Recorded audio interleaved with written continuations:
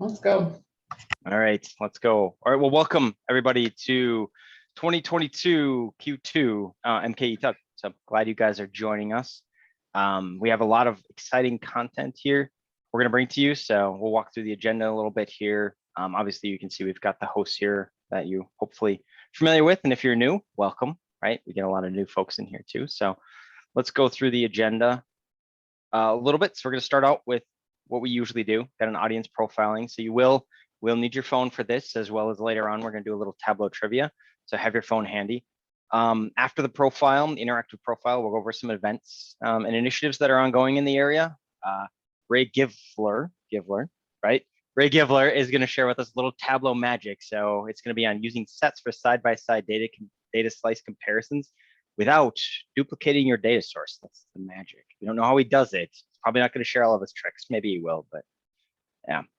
After that, a little Tableau trivia, a little fun and games with prizes. I think we have a couple, I think 3 or so. And then of course we always have the engagement prizes at the end, right? So there'll be another prize at the end for folks who engage. So ask questions, speak up, use the panel, jump in, chat, do that. So, all right, I guess without that, let's jump into the profile. So I'm going to pull up the screen, and then Patrick is going to walk us through the profile. So give me a minute here. Let's switch over to that.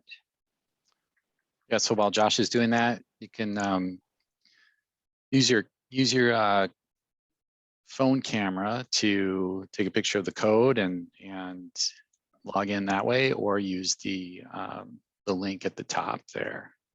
We'll give everybody a minute to get logged into the poll. I just dropped the link in the chat as well. So Great. if you have multiple monitors up, for example, you can also use your computer to respond to the poll as well. All right, that's another thing we're talking about, like the camera industry, seriously disrupted by the phones, right? There's that whole small little like point and shoot cameras, like nobody uses those anymore. Don't tell Sony, but I even got like a nice like camera with like interchangeable lenses, right? And that one, like the use cases are, I took some really neat photographs of the lunar eclipse that happened earlier this month, but yeah, it's pretty cool. A lot of stuff they're packing in these things. Mm-hmm.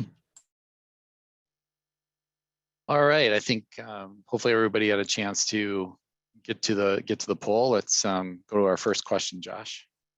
All right. Okay, so is this your first time attending a Milwaukee Tableau user group meeting?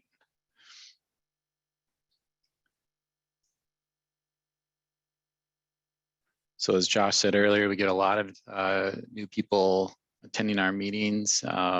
So if this is your first time, welcome. We hope to see you at many future user group meetings.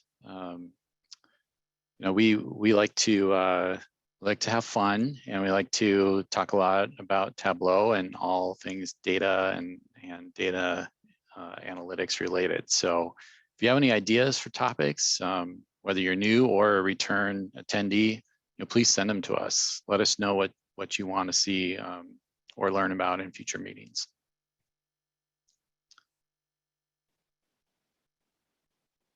All right, so let's go to our next question.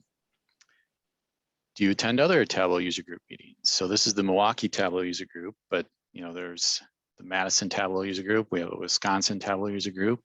And if you're new to Tableau, user groups are a huge part of the Tableau community. And there are, partly thanks to COVID, we've, just about everybody, I think, is meeting virtually these days. So you can attend just about any Tableau user group you want to in the world.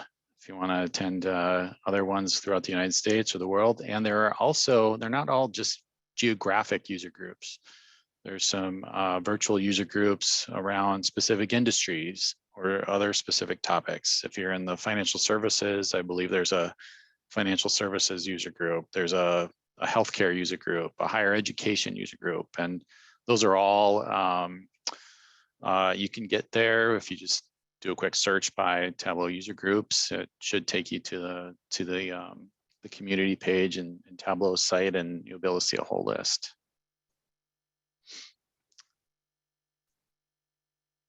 All right, should we go to the next one, Josh? Okay. Did you attend the Tableau conference last week? So if you're new to Tableau, or if this is your first meeting, you might not have known that the big Tableau conference was held last week. It was in Las Vegas. Wow, so nobody on the call attended in person, had a lot of virtuals. I'm just curious if any of you have any favorites for those of you that did attend virtually. If there was a favorite session, go ahead and drop that in the chat. Let us know. If you did not attend and want to, I don't know if you can still register. Do you know, Brandy, if you can still register? But there are a lot of recorded sessions out there right now that you can go back and watch. I think a lot of the recorded sessions actually end up making their way to Tableau's YouTube channel. Okay. That's usually where I find the recordings. So I'll post that in the chat as well. But Ray mentioned, one thing I should say about the chat is it defaults to sending your message to the hosts. But select everyone from that drop down in the chat, and then you can send your message everywhere to everyone. But Ray had mentioned speed tipping. Really, really great session. They have actually a beginner session as well. Sometimes the speed tipping, it's basically a lot of tips and tricks, basically. But they jam so much into such a short amount of time that it's really hard to like keep up with them. There's a beginner session that's really awesome. And I've noticed, so I don't know, I watched the one with Ann Jackson, and I noticed that I think that, Tableau records those sessions and then they play them like at twice the speed or 1.5 times speed. So it's not only speed tipping, but it's extra speed tipping because of how it's played back. I would be playing those in like slow motion. How the hell? That's yeah. Yeah. It's a lot. Put a plug in for Milwaukee. We've done those sessions as well a couple times. We've had, was it like 60 tips and how many minutes was it? It was a lot in a condensed period of time. So for those of you who are new or second time, like keep with us, right? We got a lot of good content. Not quite Tableau conference par, but lots of good stuff. All right, let's go to the next one. Are you attending any of the, I think I meant to say, any other data related conferences this year? And if you are, please drop that into the chat as well. Let us know what other good conferences are out there. Whether it's I know Alteryx also had their conference, I think, last week. Snowflake has a conference. Oh, there, I just saw that in the chat. Gartner's got some too. Snowflake. Yeah, I think my wife's going to Snowflake, and I might do Gartner next year. I think it's next year because I think they had their data and analytics one earlier this year. But all right, let's go to the next one. What is your level of experience with Tableau Desktop? So are you newer to Tableau? Have you been using it? Have more advanced skills, or do you consider yourself to be expert? Or when you go to the Tableau conference, some of the sessions are labeled as Jedi sessions. So one of the things that we try to do in our user group meetings is appeal to all levels of skill or experience with Tableau. So we try to have content that will be applicable to beginners as well as to experts and everybody in between. Next question, Josh. all right. So what is your familiarity or how much do you utilize sets in your Tableau workbooks?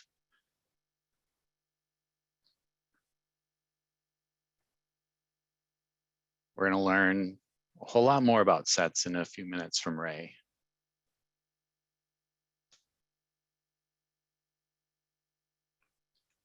So I think a lot of people in that kind of don't use them that much or at all, but I think after hearing from Ray, we'll probably all start to use them a little bit more. Hopefully. Next question, Josh.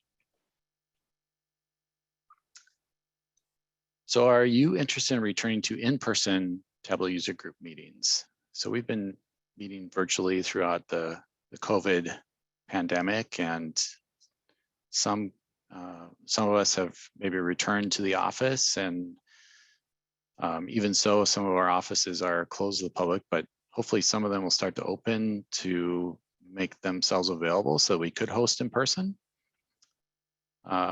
So looks like hybrid is a potentially a desired option for us in the near future.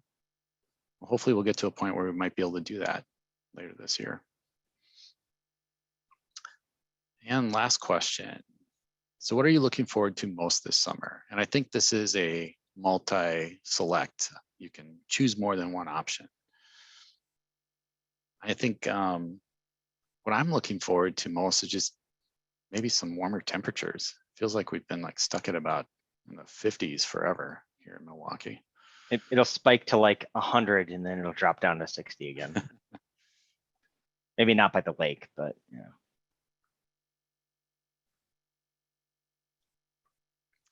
All right. Well, thank you everybody for participating in our early poll here, and we'll turn it back over to Josh. All right. Thanks, Patrick. Let me click all the buttons. All right.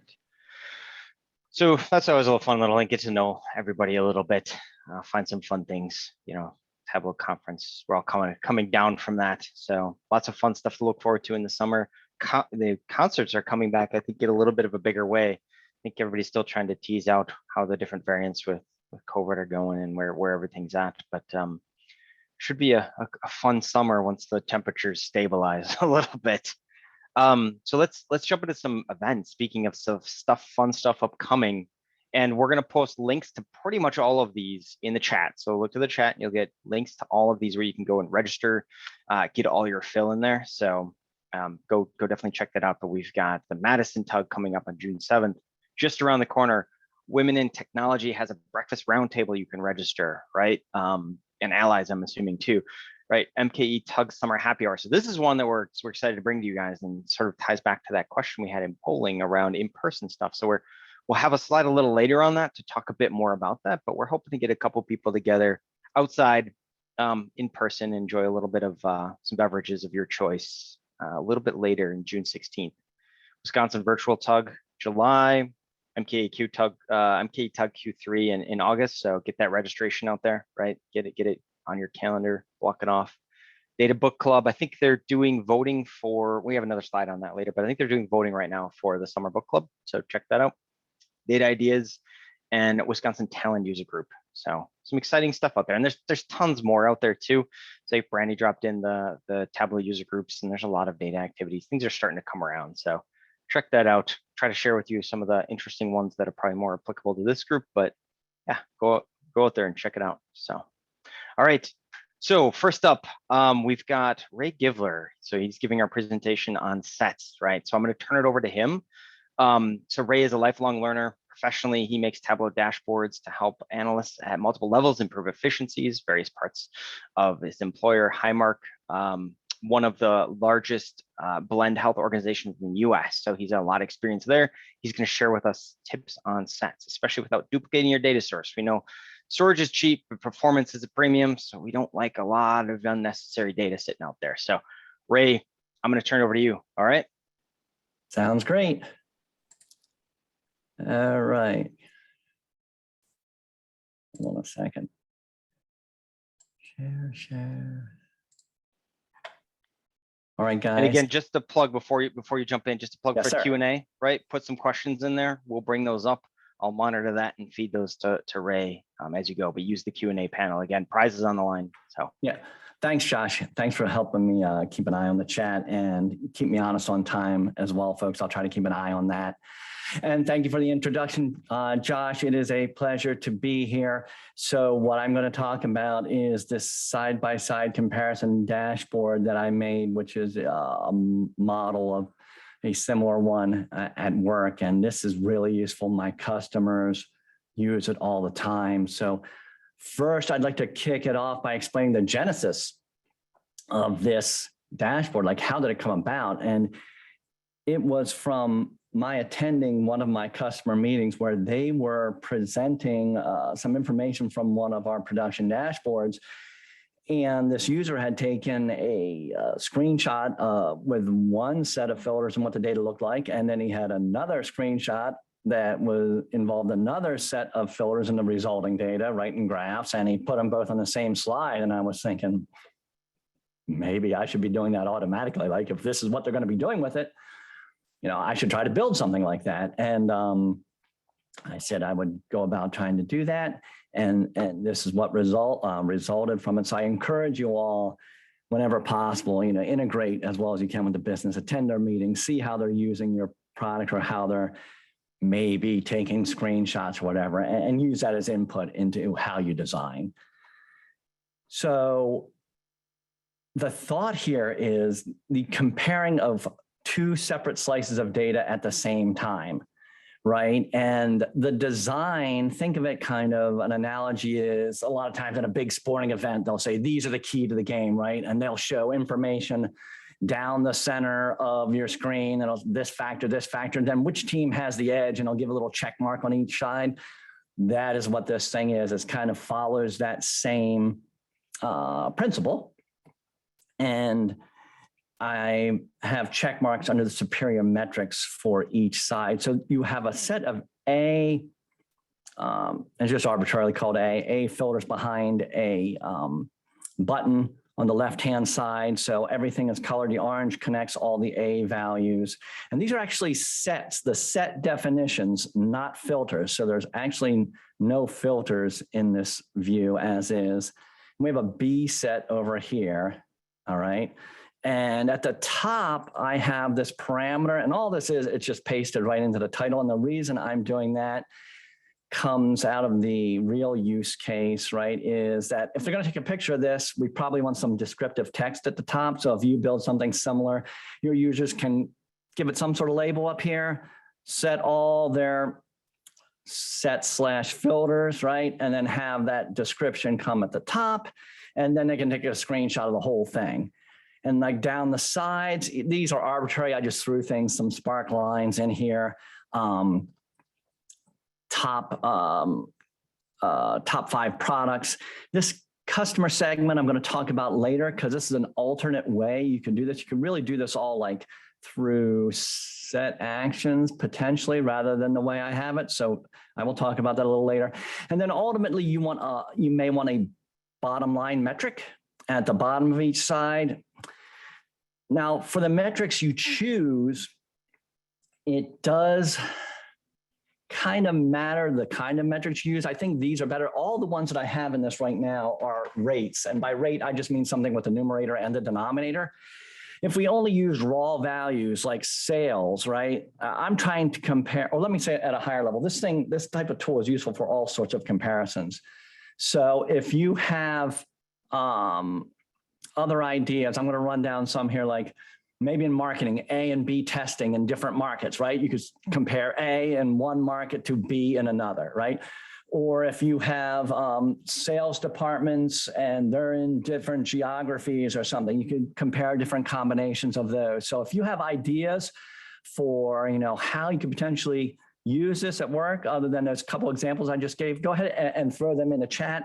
And the point I was making prior to that is you usually don't want raw values, because you may be comparing slices that are of different sizes. And if you want to see like, hey, this is our little model division, right? And they're doing so well, and compare them to the big division, the big one's going to have the biggest raw numbers of everything, right? So you want to normalize your metrics for the most part if you want to compare them.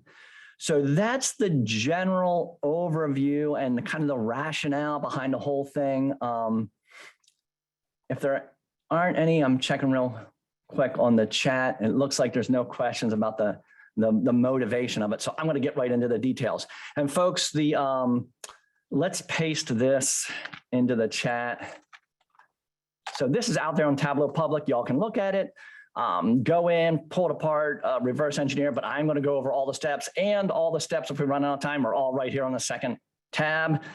And if you don't believe the sets are working right, there's a check sheet. You can go out there and modify that and do the same thing with filters and see if all the numbers come out the same. They did when I tested it. So hopefully, since I made changes, the integrity is still there. So let's get right into the details. The way you want to build this, I'm going to go over to desktop and I'm going to go to one of the sheets here. And what you want to do is for each dimension that you want to, I'm going to say filter, but I really mean use sets, okay? For each dimension that you want to filter by, you're going to want to right click on it, create set, right? And use all and okay, and you're going to give it a name, set A. And then after you get an A, you can just right click that and duplicate it and create a set B version. So I have that for customer segment, a set A and set B. For all those ones, you can see the set A, set B, region, ship mode. Those are already all set up. And now this is kind of the secret sauce to get the whole thing to work. You want to create a new calculated field, right? So you could do it off one of these. It doesn't matter how you start, but create a calc and you want it to look like this. And you're going to AND together all your sets from the A side, right? And then you will create a similar one for the B side. And this is the, it's a Boolean that you're going to use in a lot of your functions.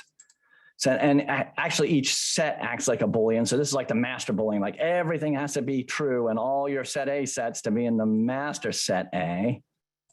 And then all you have to do is duplicate that, and be sure when you duplicate, it's easy to make a mistake here. Whoops.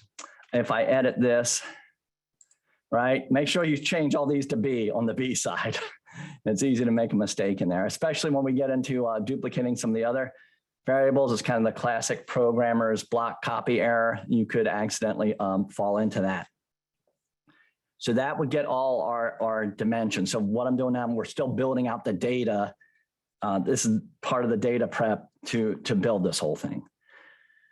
Next, we want to go to the measures. Every measure that we want to include in the central view, we want to create a specific calculated field for that, right? So we can right click on one of those, create calculated field, and you want to name it like whatever you'll say. I was doing profit, right? Profit, set A. That's how I would name it, just to keep track of it. And what you want to do on each one of those is if set A, then profit end. Now that's if it's just a raw metric. If, let me just close that out and discard it. If you're actually using a ratio slash a rate, let's edit this guy. This is kind of the classic Tableau mistake, right? To do the sum of the division rather than sum with the numerator and denominator. Make sure you do it like this. Sum set A, this is my numerator. Sum if set A, my denominator. You want to set one of those up for A and B on each side. So I have the B version here. Again, be careful in the block copy. Make sure you set all your B's to B's to the letter B, so you get the calc coming out right. Then I just created a graph with, in this case, it's sales per order. You know, whatever kind of graph you want. This is kind of, it's not the prettiest thing, but you could make this dual axis with bar and bar. That might be better. But then, make your graphs for each measure comparison and drag that set A and set B version of your measures onto it. Now, if you want to create the check marks, let's go back and look at that. Main dashboard. These check marks are kind of like the fun part of this. It helps you easily see which one is the superior metric. Let's look at one on this side. So, and you got to think about how you set up your metrics too. Like this one, days to ship, you actually want a lower value. So that gets the check mark. That's superior to the 2.05 here. So it depends on the metric, right? Whether high or low is a good value.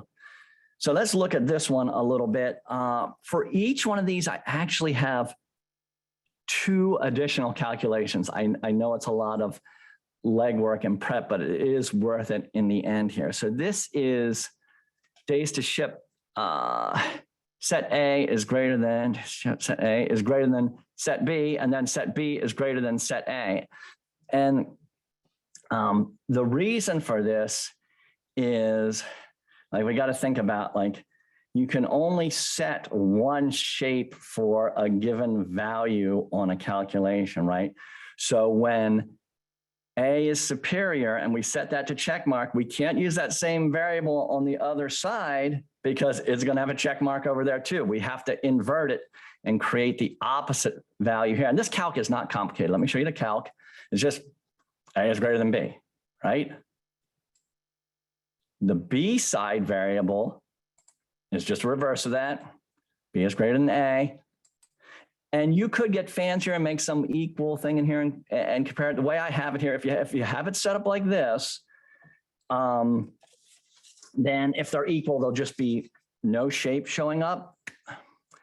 So once those variables are there, we create these charts like the one I'm on. And I use this dummy variable. You may have seen this in other places called like forklift or something else. You can double click on this axis and put 0 in, and it'll convert to sum of 0. And it makes the spacing here a little nicer when I set this to shape. So you can experiment with other ways, but this is working nicely for me. So I drag that variable, the comparison variable. I'm trying to move a couple things here so I can see my shape stuff. Drag that to shape, pick my indicator for, in this case, false. The logic is reversed on this one, that I want the check mark over here. And you know how to set up shapes. So, and then you can do the same thing on the reverse side. You may want to, just a little tip, like say this is the way your data is set up. I could temporarily, this is using set A, this is set B. Let me look at this. What you could do is temporarily comment this out to set the opposite value and force it to false. That's a little tip like working. Then this would flip and turn, or to true, I'm sorry, in this case, sorry, true. So you can temporarily hard code the opposite value in order to set your shape without having to go back and choose different values and things like that. That's a little detailed tip. So let's just cancel that. I don't want to change anything. And then I drag the actual value for days to ship for set A, put it on the label. And it's also, we don't need it, you can decide whether you want a tooltip for this. But one of the tricks here in the labeling, right, on the left-hand side, you want the alignment right. And on the right-hand side, you want the alignment left. So if we go back and look at the dashboard, that's giving us the checks on this side here. So the text is to the right of the shape, and here the text is to the left of the shape. And so the checks are always on the outside. And I just think that looks better. I mean, you can do it however you want. I think it looks better with them always on the outside there.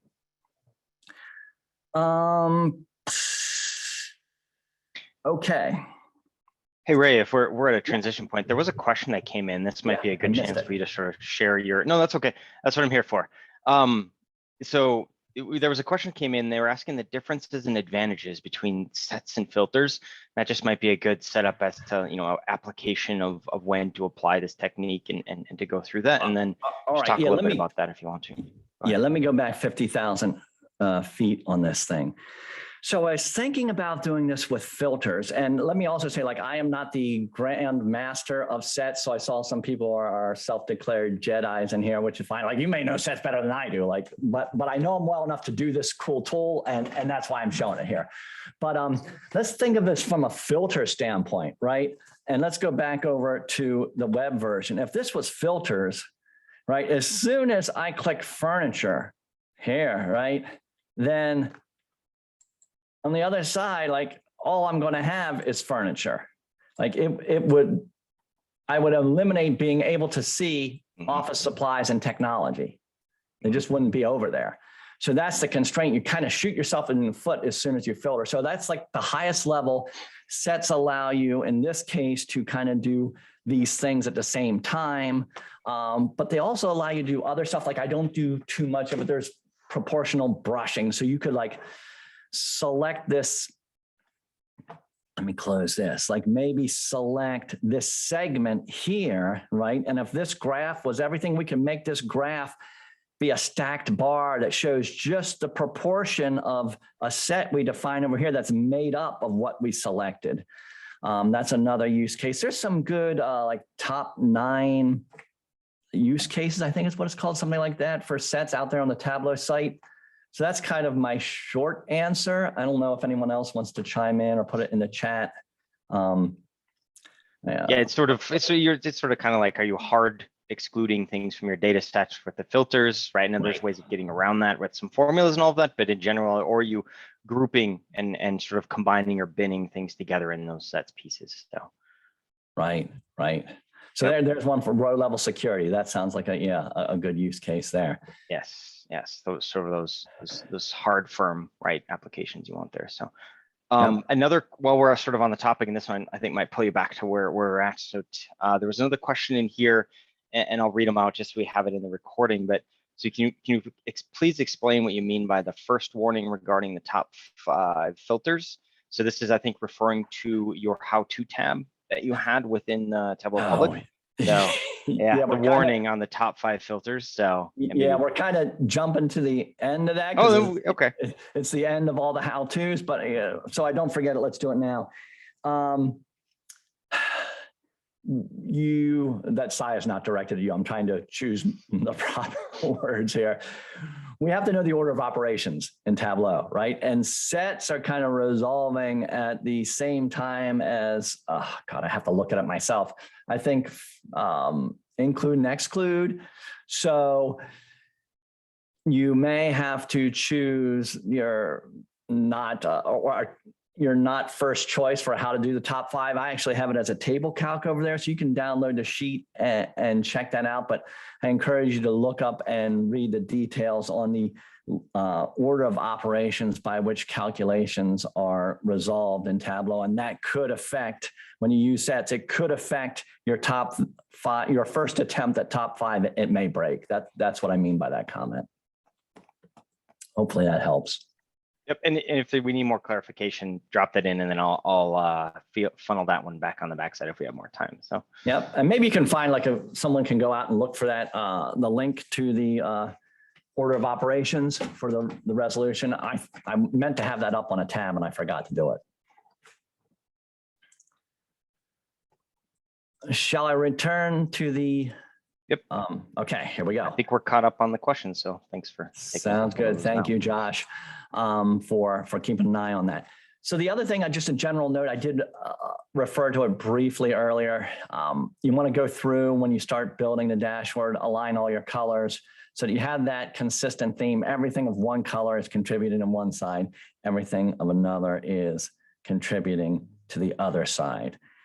And once you try to build out these, I want to go over to desktop. Alt click for these, right? So when you're in Tableau desktop, to get these set definitions in here, you can click on any worksheet that has the set in it, go to the drop down, sets, pick your set, and then it will appear somewhere on your dashboard, maybe not where you want it, and then you can drag it over here. So do that for every set on the A side and every set on the B side, and you'll get all these guys aligned.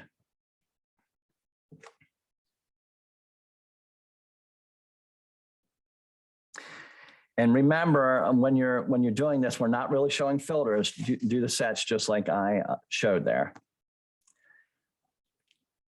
And in a dashboard, like I obviously have this, let me close this, set up as 3 main containers here, right? There's a vertical container. Well, there's a horizontal container that has 3 vertical containers. This one has whatever the left-hand sheets in it, the central one, multiple nested containers here. and the right-hand container. And then for these, we want to, in case anyone doesn't know it, on these, you can do that, add the show hide button. That's where this hamburger button comes from. Definitely useful.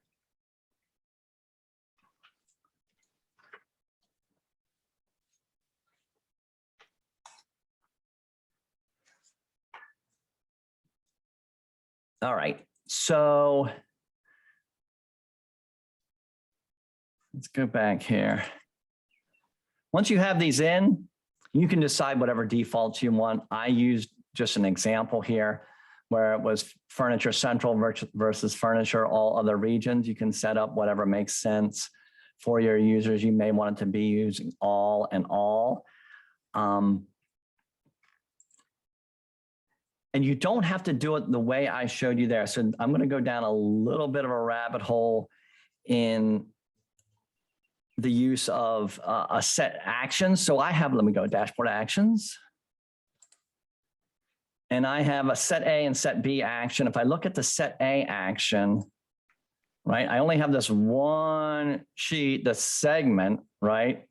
And I'm driving it on menu here. And I'm going to assign the values to a set. And the reason I'm using menu instead of select is that each one of these graphs, right, is going to be informed by set A. And if I use a set action just on click here, like as soon as I clicked it, it would redefine set A and all my other options would disappear. So that's why I have it set to menu instead. So if I want the first and last items, then I can say that is my custom set A customer segment. I'm just going to redefine, introduce that. And to show you it's really the same thing, I'm going to go back in here and alt click. I'm going to see my same things were selected there. So that is affecting my set. You could do it either way. If you have nice short values, like I mean dimensions that the universe of values is not huge, maybe you could drive it by selection graphs. But I kind of like this method with the lists, all the values shown there. So yeah, like you could potentially do this whole thing in another way with 2 copies of your data source. You end up with problems like if they had like different ranges of values here, you have to make sure your axes are lined up the same. You have more graphs. And there's some challenges to it. I'm not going to get into all the details of what it would take to do it another way, but this way works. You can do it with 1 copy of the data and you can create a lot of different views with it. Let me look at my warnings here again. We talked about the top 5 a little bit. Another thing is you can't do only relevant values with these sets. And that's essentially because the sets don't know about the existence of the other sets. You would need like a master field that you can say this set depends on this set, and that functionality just doesn't exist in Tableau at this point. And I think that is it. If you put all those elements together, you get to this benchmarker, and you can do a lot of neat comparisons with it. So Josh, are there any other questions in the chat?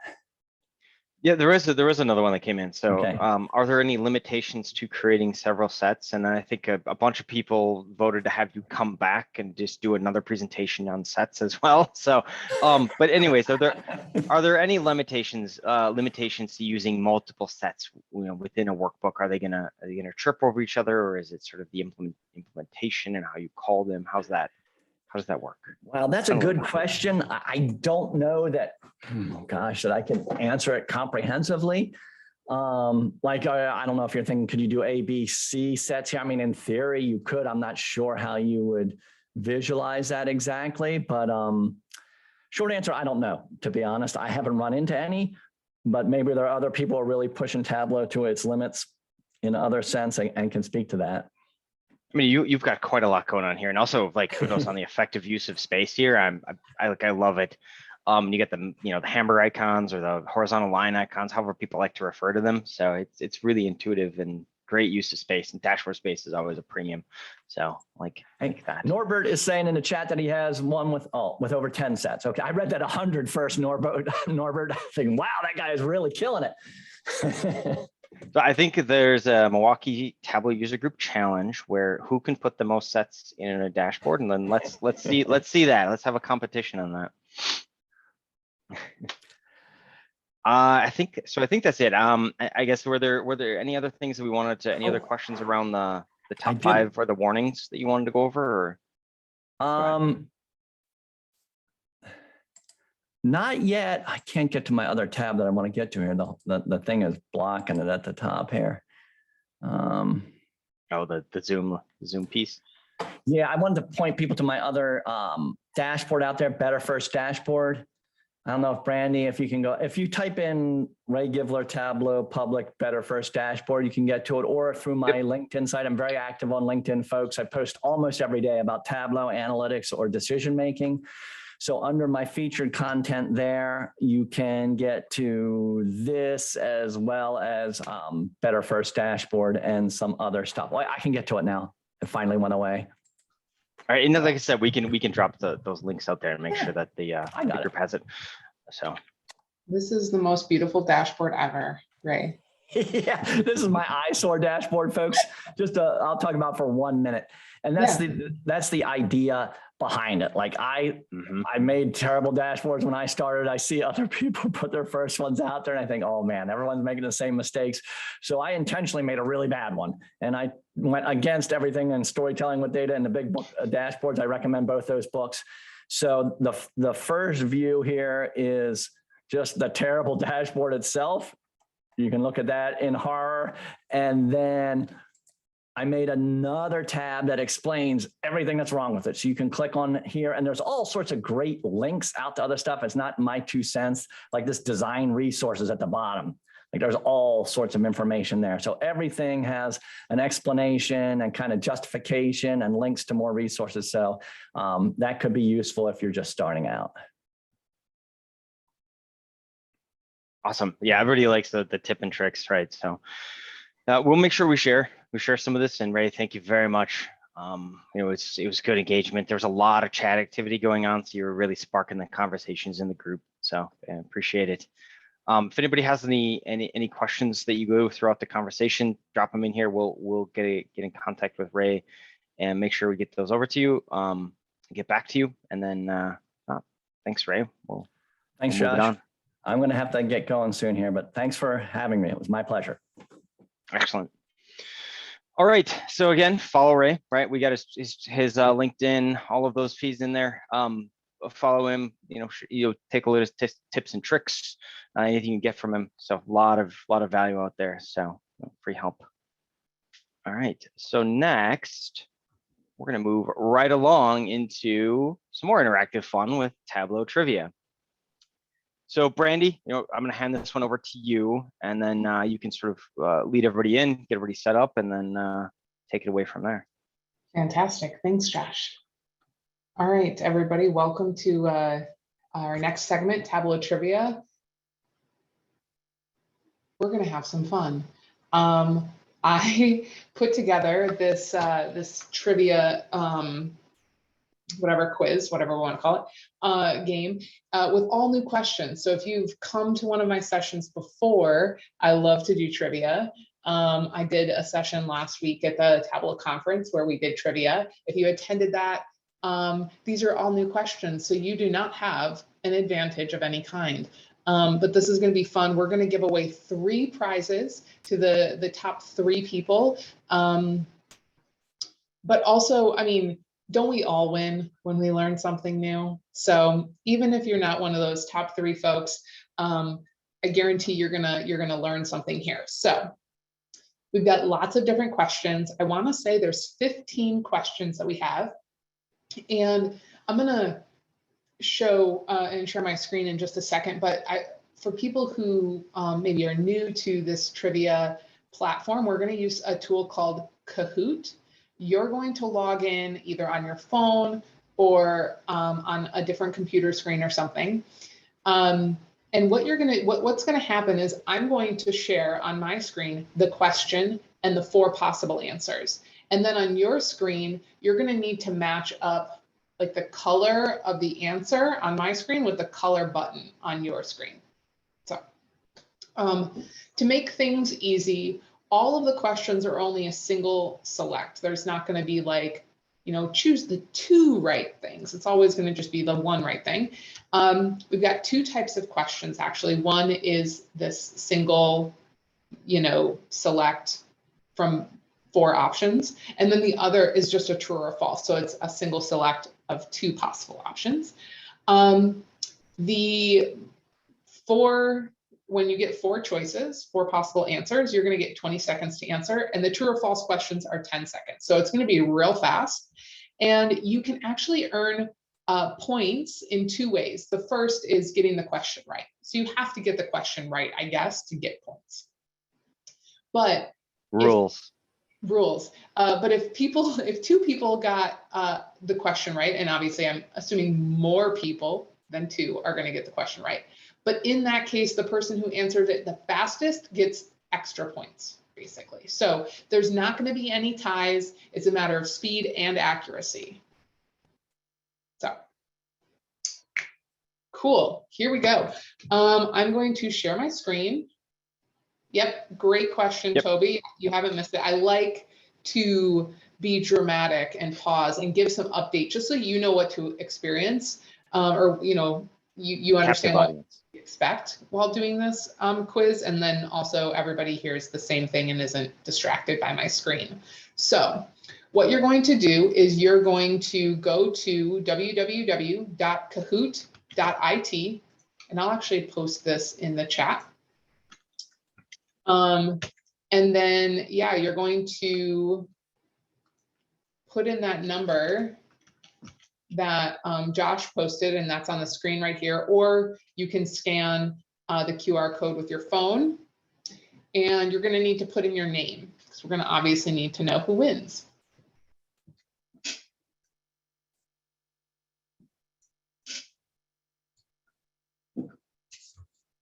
So again, we're going to give away 3 pretty awesome prizes at the end of this.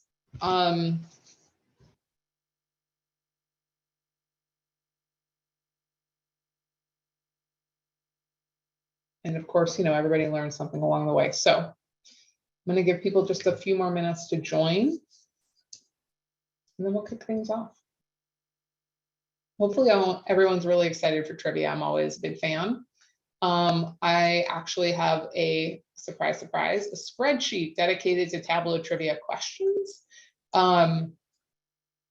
So if you are ever interested in, maybe if you have an internal Tableau user group or something like that, I'm always happy to share my trivia questions with you. No need to recreate the wheel. So I see the number. See the number of participants lower than our on Kahoot, lower than the participants in the Zoom meeting. You can use a pseudonym, yeah, right? That's it only right. matters That's if you win.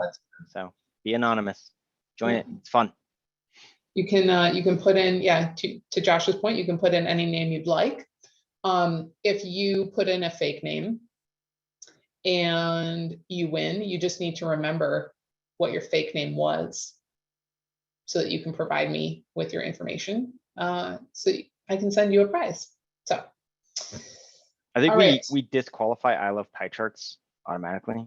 I think that happens. Yeah, negative 100,000 Josh bucks. Yes, negative. You owe me Josh bucks. That's there you go. All right. I think we've got a good number here. Gonna get just set here. We've got a really good group.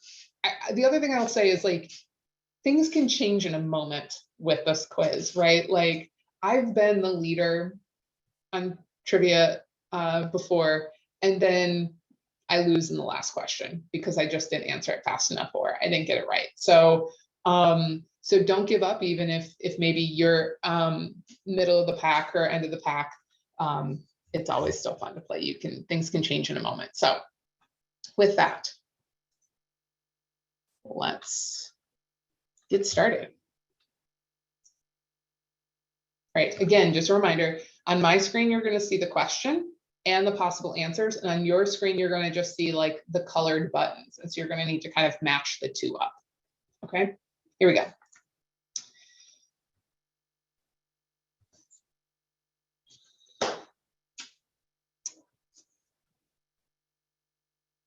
So the first question, when was the first public release of Tableau software?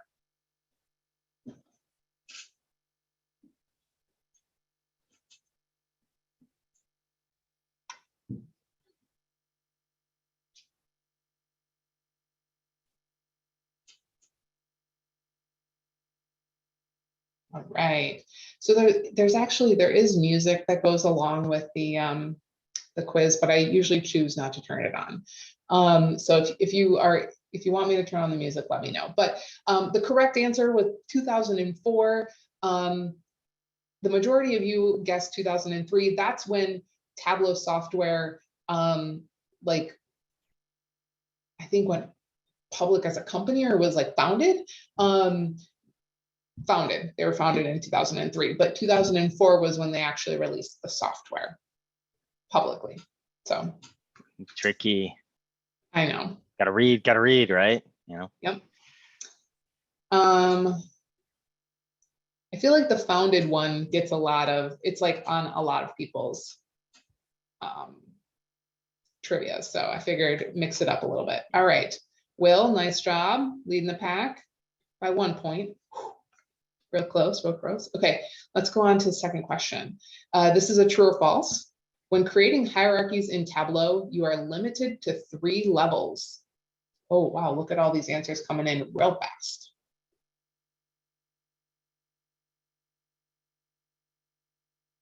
All right, the answer is false. Yes, when creating hierarchies in Tableau, I don't know if there's a limit, but it is not 3.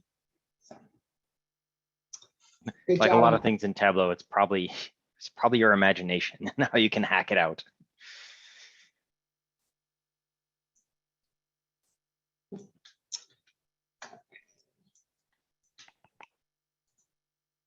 Let's see. Ooh, leaderboards changing already. I like it. I like it. All right. Next question. Who was not a founder?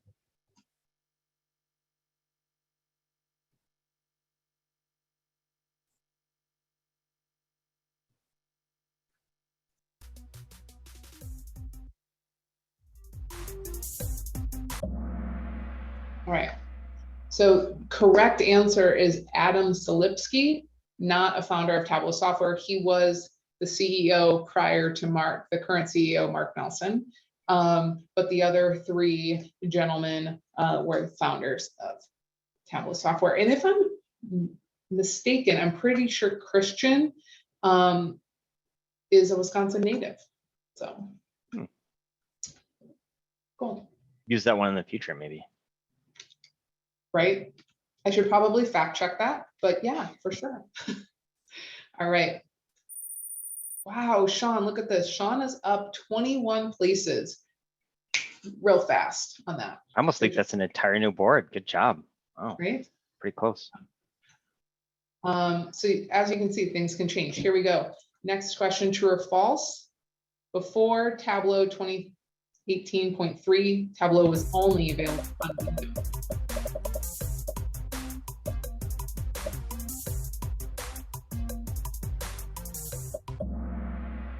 The answer is false.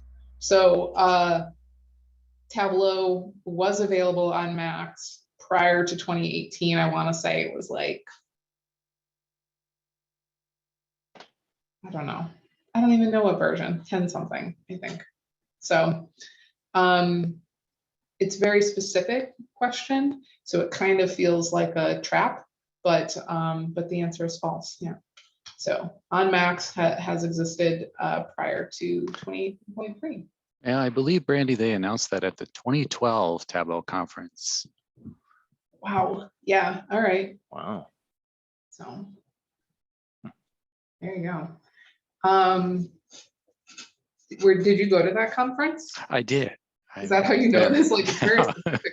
Because I remember it was my first like eye-awakening experience into the Tableau culture where they announced it, and like the whole front row like jumped up and down, and you know, people were like sounding air horns and Yeah.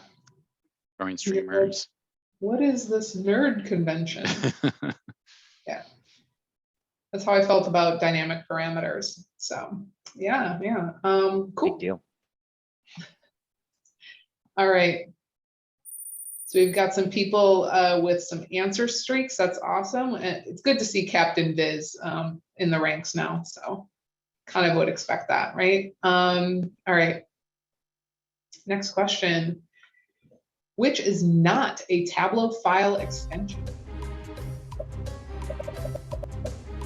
How well do you know your Tableau file extensions? You know.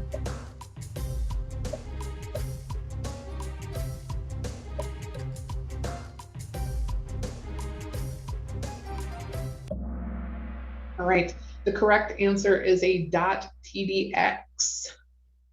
TDX does not exist. Hyper is the new like data extract file type.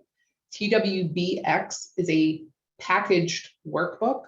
So where the Tableau workbook or visualizations are packaged up with the data into one file. TDS is a Tableau data source, and TDX is fake. So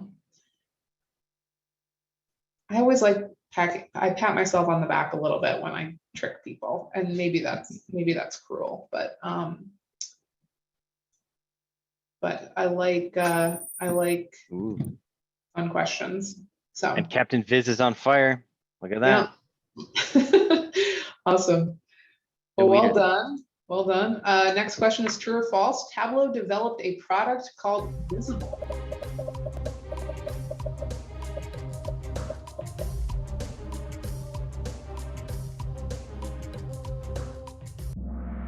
The answer is true. This product was hilarious. It was specifically designed for mobile apps. Yep, exactly. I'm about to tell you, Wendy. It was designed for mobile apps. The idea was if somebody like emails you an Excel file, for example, and you got your iPad or something, you may want to open up that Excel file with an app and like do some data visualizations on your mobile device. And that's what Visible was. And I remember having it on my iPad and rarely ever using it, but theoretically it was a great idea. So Great yeah. name, if anything. Like, right? Yeah. I feel like maybe it was before its time. Like, I feel like you really have to have like a data driven and like a data culture in order to like do data viz on your iPad in a meeting. You know what I mean? Like, that's some intense data culture right there. But before it's time, but let's see if anybody got it right. Well done. Well done. Nice to see that leaderboard change. So Greg, you know, you asked if there was a prize for last place. No, but you know, things can turn around. I mean, we're only 1/3 of the way through. So yeah. All right, let's see. Next question. In the data pane, discrete values are which?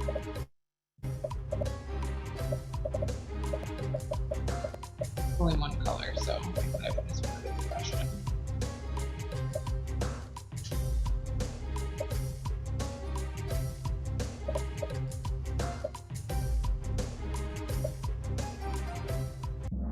Blue, well done. Yes, discrete values are blue.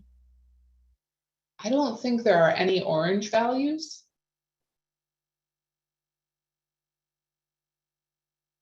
They're like, orange is like used in a calculated field window to like, you know, color code Secondary data source.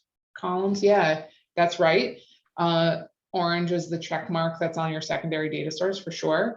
And green fields are your continuous fields or your measures. So.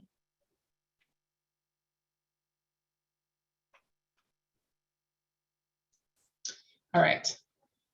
Let's see, slight shifting of the leaderboard. Well done. Let's keep it rolling.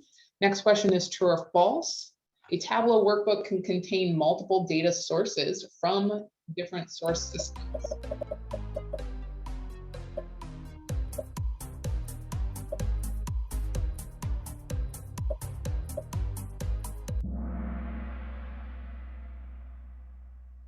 So yes, the answer is true. A Tableau workbook contain multiple data sources, and to my knowledge, there is no limit. I've seen Tableau workbooks with like 24 data sources, and it didn't break. So As long as they're all Excel stored on your desktop, right?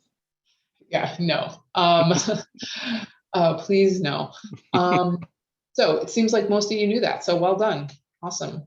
It's just about who knew it faster, you know? So cool. All right.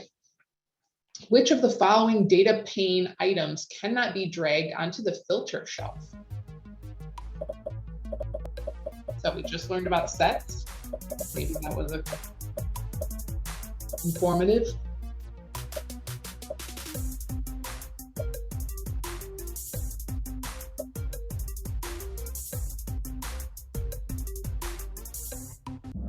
Parameters, correct. Parameters can't be put on the filter shelf. Sets can be, filters cannot. Filters, I think of them as like a light switch that isn't connected to anything until you connect it to something. It inherently doesn't really have any value until you like pair it with a calculated field or something like that. And they can't be used as a filter. So. But I really love the insights that came out of the previous presentation. I think having a presentation or having a meeting kind of devoted to talking about parameters and what they are and how to use them, as well as maybe more entry-level presentations about sets and various ways to use them would be really valuable. So if you have any other ideas for presentation topics or you know, maybe just questions or things that you want to know more about when it comes to Tableau, definitely let us know, shoot us a message. All right, well done, leaders. Next question is true or false. You can add additional color palettes to Tableau.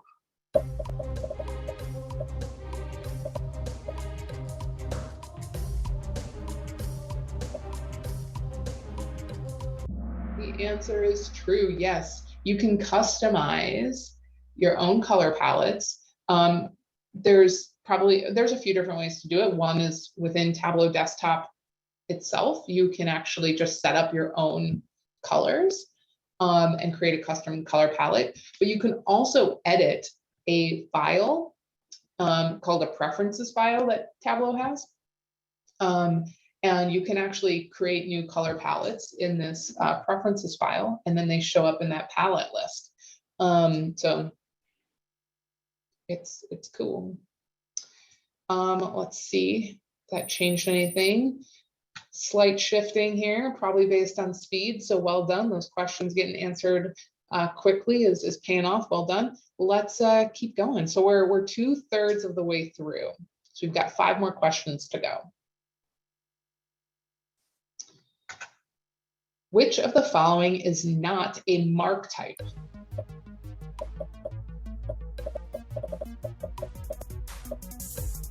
So if I love pie charts doesn't get this one right, I mean, really, what's the point?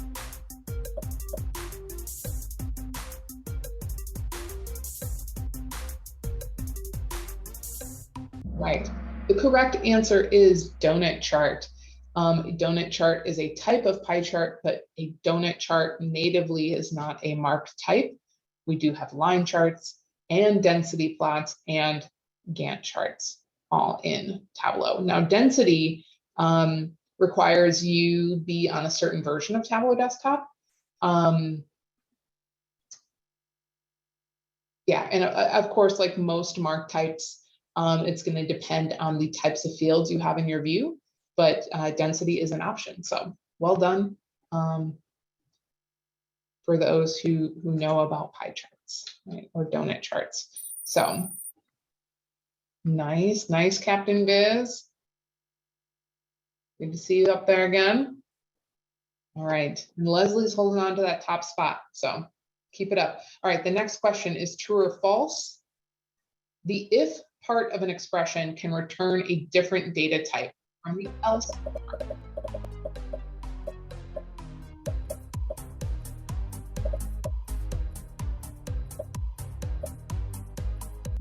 And yes, the answer is false. They both have to return the same data type, because your calculated field really is a single data type in and of itself. So, ooh, Allison, thank you for the link. Density mark types are as of 2018.3, which is not when Tableau Desktop was released on Macs. So I was gonna say that was a little irony there. yeah, right. I know, coincidental for sure. Yep. All right, let's see if the leaderboard has changed at all. A little bit, not a lot. We still have a few questions to go, so let's keep it going. All right, which of the following is not a function?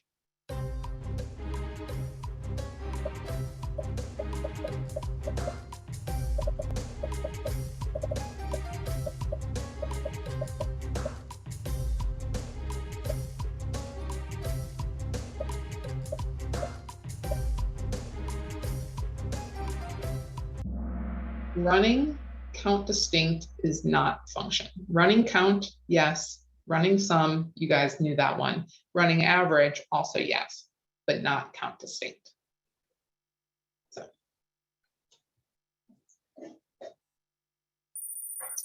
All right, no change, no change. Doesn't mean it can't happen. Like I said, I mean, I gave you my own personal story about being at the top of the leaderboard and losing it in the last question. So no pressure, no pressure. 2 questions left. Here we go.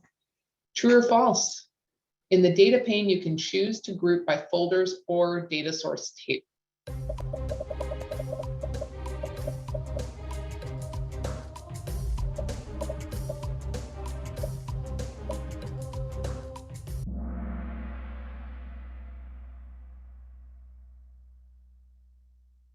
All right, well done. Most people got that right. Yes. So in the data pane, there's like a little caret at the top where you can like click on that caret. You can create a calculated field from there or a parameter, but you can also choose to group in different ways, group the fields in different ways. And folders are folders that you can make up. You can kind of say these fields are all related to this thing, and I'm going to put them in a folder together.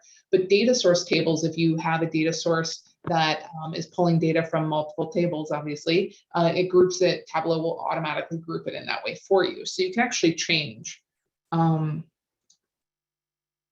You can change what you want to do there. So cool. And Wendy says that she switches back and forth between those a lot. Interesting. That's really cool. Awesome. Well, let's see if that changes anything. Ooh, slight shift. Slight shift. Okay. Now, this is all great. These look like big numbers, but again, they can change in a moment if somebody gets a question wrong, or their computer dies or their phone dies and they're trying to answer that last question or whatever it is. We've got 1 question left. And then we'll give away some prizes, okay? So here it comes. When using the date part function, which of the following is not a valid value?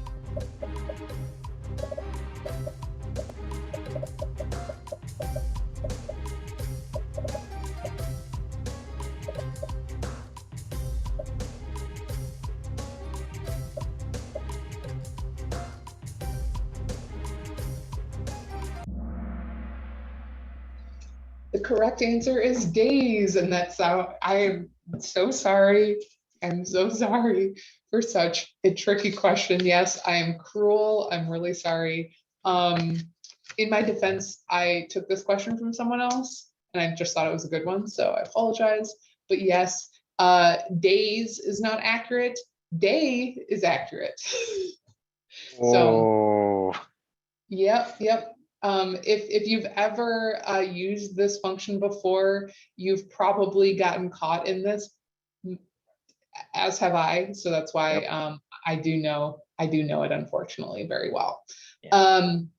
So day of year, obviously kind of like lesser known option there. So let's see if this has changed anything with the leaderboard. All right, here it comes. In third place, Max, well done, well done. FNL, okay, and who took the top spot? Was it Leslie? Well it done, was. Leslie. Hey. You held on. And Crystal and Rob, well done with being runners up. Okay, so these three individuals, if you could reach out to me, you could message me directly in the chat or send us an email at mketug@gmail.com. Send me your, if you could just send me an email, what I will do is I'm going to have you provide me some information so I can send you a prize. Okay. So, well done. Thank you so much for playing. We do have about 15 minutes left of this meeting, and Josh is going to go over and talk about some a few more items, and then we're going to give away more prizes for those who have participated in the chat and asked questions. So stand by for another chance to win. All right. Thanks, Brandy. That was fun, except for the end where that was really dirty. You got called out a lot. So now that you've got that email, you put the group email, not your personal. So I see you were planning ahead. You didn't want someone to bomb you with that. So, all right, back to the right one. We have something fun to announce next, and we already sort of teased it, but we're looking to do a little bit of a happy hour with everybody, right? Get back together, catch up on the past 2.5, I don't know, however long it's been, right? Since we've seen a lot of you in person. So we're looking at the Hoyt Beer Garden, Hoyt Park. So the landing at Hoyt Park. So I don't know if you're not familiar with it. So it's Tosa Village, like the Wauwatosa area, sort of that sort of nestled in like the zoo interchange. So it's just a little north and east, I think, of that whole area, sort of by Mayfair, a little behind it, in that space. So we're looking at June 16th. I think we're going to get a specific time. There's a registration page. There's a time on there. I don't think we put the time in here, but I think, Brandy, do you remember the time, specific time that we have on the registration page? Was it? I think I put 5. 4 or 5. Because I think the beer garden opens at 3 or 4. Yeah. And I figured 5 kind of made sense. Like 5 is when a lot of people would be getting done with work and getting out there. So hopefully that works for people. I'll probably get there early to reserve tables. Yep, and that's kind of, so we reached out to them. They don't do reservation, but we're going to go and we're going to camp out, right? And so they're just opening too. I think their first opening weekend is, I think, this weekend. Yeah, so if you're interested, you want to come over, say hi. A good number of us are going to be there. We're going to camp out and save some space. So yeah, come join us. Register, or if you just put it in your calendar, register to let us know if this does grow rather large. We can plan ahead. So if you can register, we would like to. So it's just out on our hub page, out on our user group page. So we'll drop that in chat. So. Oh, one other thing to say here. So because I'm a Tableau ambassador, I get like extra funding, which means beers are on Tableau. So let's expense it, you know? And we're going to be giving away some like free gifts to like the folks who attend. So if you're looking for some extra Tableau stuff, we've got a few small items for everybody who comes. But the beer or the beverage, whatever your preference is. In addition to the beverages, yeah. Awesome. That's good news. All right. So want to put a little message in. Brandon, I don't know if you want to take this one away. Maybe that'd be appropriate, but plug for the book club, right? I'm happy to speak to this a little bit. So, you know, in the middle of the pandemic, kind of at the end of the first year of the pandemic, what I was really missing about in-person events was the ability to like chat with people before the event, in the middle of the event, after the event. If you've come to a Milwaukee Tableau user group meeting in the past, you know that we've usually had a happy hour. And so I was really missing that personal connection and networking. So I thought, how can I do this in a virtual environment? And I thought, let's create a book club, all about data books where we can talk about it. One second.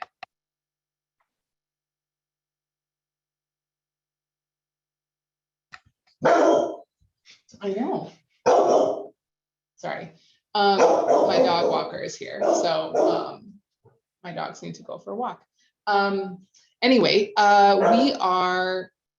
we've met we've read 6 different books together, and we're now on to our summer 2022 book.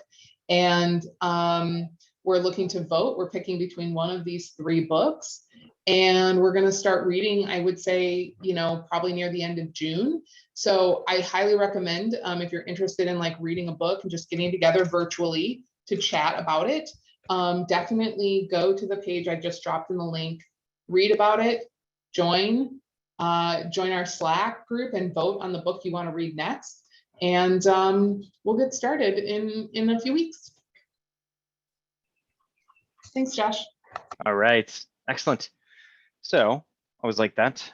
Now on to another fun part, the giveaway. So Olga, I think you've been tabulating and combing through. There's been a lot of active chats. So like really love the group participation here. This is awesome, guys. We already gave some prizes away, right? So we don't have left. I think we have 1 or 2. Olga, do you remember? Is it just 1? It's 2. So we got 2 $50 gift cards. Ooh. Yep. So the winners are, let me see here, Sarah Carr and Tammy Brown. Excellent. Sarah and Tammy. Yes, a lot of active. Yeah, I've definitely seen both of you in there. So if you could, please email us, right? Reach out to us at mketug@gmail.com. Let us know that you won the giveaway at the end of the meeting, and we will hook you up with your prizes. So like I said, there's 2 $50 gift certificates for the Tableau store. Go out there, and I don't think inflation's hit there too bad yet, so maybe make it quick. But yeah. Tammy Awesome. doesn't need her phone to get her prize, does she? I mean, laptop potentially, right? Tammy, keep that phone close, right? We're worried about you, right? This is a digital age, so. How else are you going to use Visible? That's true. It's gonna make a comeback, right? Gonna make a comeback. Visible. Oh, I like that name, but maybe that's a little cheesy now too. I don't know. So, also sounds like something I might send like my kids for lunch. Did you get your Visible? Make sure you take it for lunch. I don't know. I'm in the realm of dad jokes now, so we're gonna walk back from that. So stay connected with us. So user groups, right? That's where everybody sort of hopefully got the registration for this. LinkedIn, the email, right? A phone company called Visible. Wow, I don't know. Tableau might want to look into that. Maybe it's trademarked, or maybe they missed out and someone else is running with that. So get my kids that now. So. Yeah, connect with us, right? You guys make this, make this thing all worth it and work, right? So without you, right? We also have Slack, right? Where's our Slack? Slack.mketug, right? I think that's what it is. mketug.slack.com, something like that. We'll post it. We actually combined Milwaukee. Oh, that's right. It's the way together in a Wisconsin Tug Slack space where we talk about, Slack is great. If you were at the TC conference, they use Slack, but sometimes when you have too many people, it can just get kind of overwhelming and massive. So here in Wisconsin, we have a Slack workspace where we share events or ask for help or whatever. So we do have Slack as well. Doctor channel, Tableau Doctor channel. To join that. All right. Oh, there we go. So I think that brings us to the close, right? Yeah. So it was wonderful. Any last minute questions, comments, pieces like that? If not, we hope to see you on some of the events. Maybe we'll go back to the event page, right? So here's the upcoming events. And this is all good stuff. Come join us on something else, right? The Hoyt Park's coming up, 16th, register. right? Yes. Madison, right around the corner. Yeah, so many good events. Sorry, I'm really excited about the happy hour. One thing to note about that, I mean, you'll see on the registration page, but we're kind of targeting June 16th. And if the weather is bad, we're gonna shoot for June 21st. So just a few days later as a rain date. So just, for what it's worth. Yep. And so I think maybe if there is questions about the weather, are we going to update the registration page? Randy, We is will that- send, I will update the We'll send an registration email out. and Yep. send out an email kind of Yep. at the same time if we make any changes. So we'll for sure let you know, but. just, Another reason to register, right? That way you'll know. So, Yeah. Yeah. Cool. All right. Cool. Thanks, Josh. Awesome. Yeah. Thanks everybody. And Ray's not here, but thanks Ray, right? And Brandy for the wonderful trivia, right? Olga, Patrick. All right. And thank you all. So this was good. So we'll catch you next time.